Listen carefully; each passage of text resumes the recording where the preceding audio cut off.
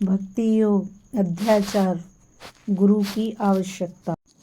प्रत्येक जीवात्मा का पूर्णत्व प्राप्त कर लेना बिल्कुल निश्चित है और अंत में सभी इस पूर्ण अवस्था की प्राप्ति कर लेंगे।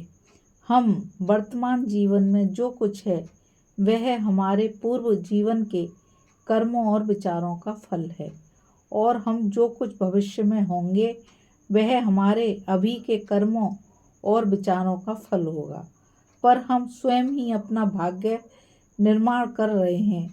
इससे यह न समझ बैठना चाहिए कि हमें किसी बाहरी सहायता की आवश्यकता नहीं, बल्कि अधिकतर अवसरों पर तो इस प्रकार की सहायता परम आवश्यक होती है। जब ऐसी सहायता प्राप्त होती है तो आत्मा की उच्चतर शक्तियाँ और आपाततः अव्यक्त प्रतीत होने वाले भाव विकसित हो जाते हैं। आध्यात्मिक जीवन जागृत हो जाता है, उसकी उन्नति वेगवती हो जाती है और अंत में साधक पवित्र और सिद्ध हो जाता है। यह संजीवनी शक्ति पुस्तकों से नहीं मिल सकती। इस शक्ति की प्राप्ति तो एक आत्मा एक दूसरी आत्मा से ही कर सकती है, अन्य किसी से नहीं। हम भले ही सारा जीवन पुस्तकों का अध्ययन करते रहें और बड़े बुद्धिजीवी हो जाएं, परंतु अंत में हम देखेंगे कि हमारी तनिक भी आध्यात्मिक उन्नति नहीं हुई है। यह बात सत्य नहीं है कि बौद्धिक उन्नति के साथ साथ आध्यात्मिक उन्नति भी होगी। पुस्तकों का अध्ययन करते समय हमें कभी कभी यह भ्रम हो जाता है कि इससे हमें आध्यात्मिक मार्ग में सहायता मिल रही है, पर यदि हम ऐसे अध्ययन से अपने में होने वाले फल का विश्लेषण करें तो देखेंगे कि उससे अधिक से अधिक हमारी बुद्धि को ही कुछ लाभ होता है, हमारी अंतरात्मा को नहीं। पुस्तकों का अध्ययन हमारे आध्यात्मिक विकास के लिए पर्याप्त नहीं है। यही कारण है कि यद्यपि हम में से लगभग सभी आध्यात्मिक विषयों पर बड़ी पांडित्यपूर्ण बातें कर सकते हैं, किंतु जब उन बातों को कार्य रूप में घटाने का यथार्थ आध्यात्मिक जीवन बिताने का अवसर आता है तो हम अपने को सर्वथा अयोग्य पाते हैं। जीवात्मा की शक्ति को जागृत करने के लिए किसी दूसरी आत्मा से ही शक्ति का संचार होना चाहिए।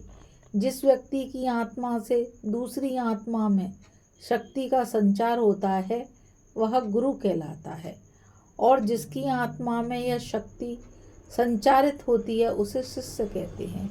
किसी भी आत्मा में इस प्रकार शक्ति संचार करने के लिए पहले तो जिस आत्मा से यह संचार होता हो उसमें स्वयं इस संचार की शक्ति विद्यमान रहे और दूसरे जिस आत्मा में यह शक्ति संचारित की जाए वह इसे ग्रहण करने योग्य हो।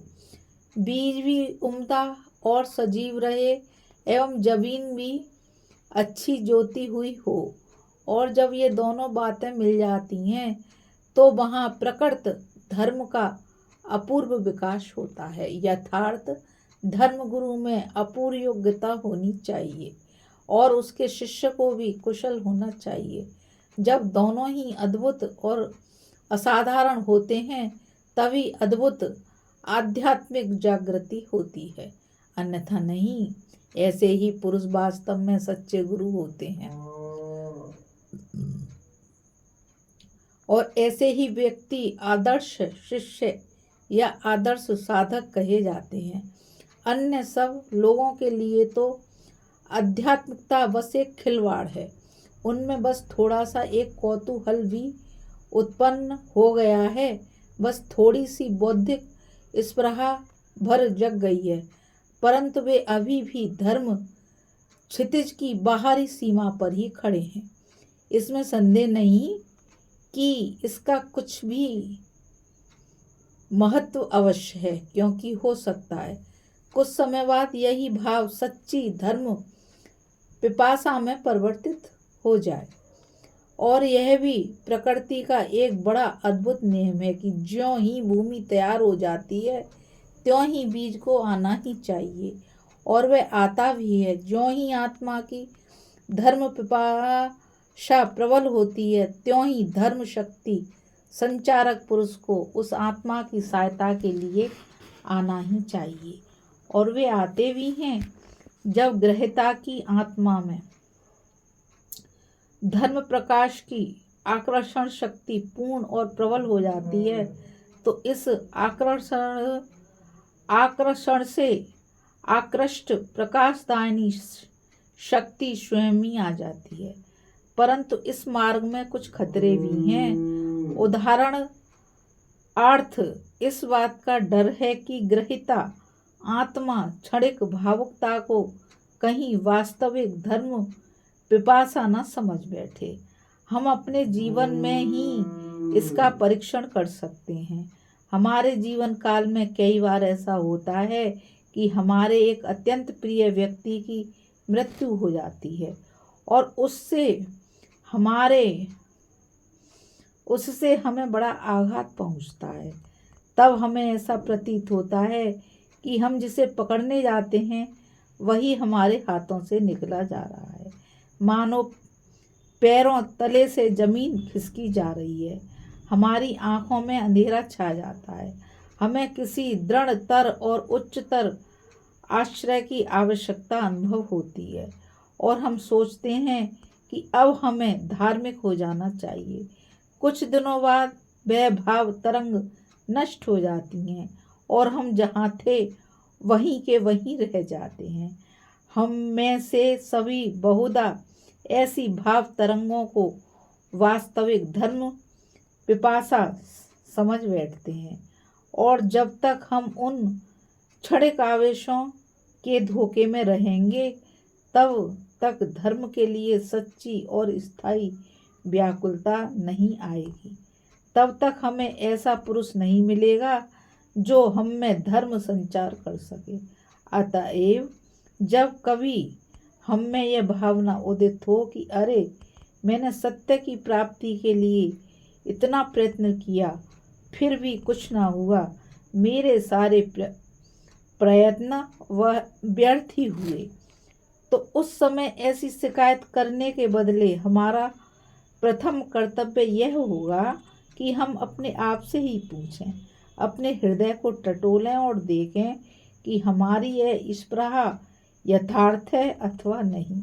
ऐसा करने पर पता चलेगा कि अधिकतर स्थलों पर हम सत्य को ग्रहण करने के उपयुक्त नहीं थे। हम में धर्म के लिए सच्ची पिपासा नहीं थी। फिर शक्ति संचारक गुरु के संबंध में तो और भी बड़े बड़े खतरों की संभावना है। बहुत से लोग ऐसे होते हैं जो स्वयं होते तो बड़े अज्ञानी हैं, परंतु फिर भी अहंकारवश अपने को सर्वज्ञ समझते हैं। इतना ही नहीं बल्कि दूसरों को भी अपने कंधों पर ले जाने को तैयार रहते हैं। इस प्रकार अंधा अंधे का अगुआ बन दोनों ही गड्ढे में गिर पड़ते हैं। अज्ञान से घिरे हुए अत्यंत निर्बुद्ध होने पर भी अपने को महापंडित समझने वाले मूढ़ व्यक्ति अंधे के नेतृत्व में चलने वाले अंधों के समान चारों ओर ठोकरें खाते हुए भटकते फिरते हैं। संसार तो ऐसे लोगों से भरा पड़ा है। हर एक आदमी गुरु होना चाहता है। एक भिखारी भी चाहता है कि वह लाखों का दान कर डाले। जैसे हास्यास्पद ये भिखारी हैं वैसे ही ये गुरु भी।